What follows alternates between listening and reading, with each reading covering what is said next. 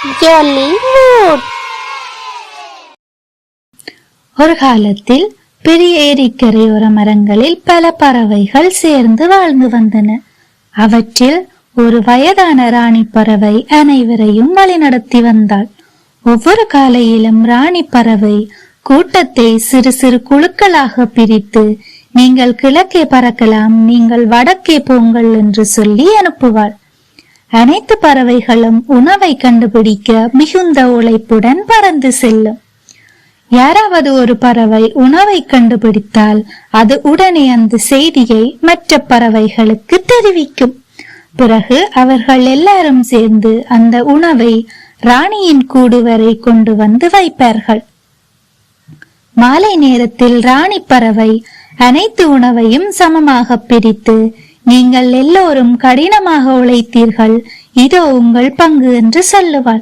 அதனால் அனைவரும் மகிழ்ச்சியாக உண்டு இருந்தனர்.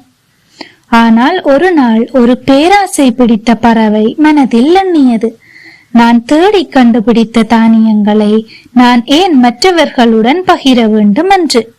இதையெல்லாம் நான் மட்டும் எடுத்துக்கொண்டால் எனக்கு போதும் என்று யோசித்தது. அன்று அந்த பறவை தனியாக ஒரு இடத்திற்கு பறந்து சென்று பல தானியங்களை சேர்த்து ராணிக்கு சொல்லாமல் ஒரு மரப்பொந்தில் மறைத்து வைத்தது. அடுத்த நாள் பலத்த புயல் வீசியது. அனைத்து பறவைகளின் கூடும் காற்றில் சிதறி உணவு முழுவதும் நொறுங்கிவிட்டது.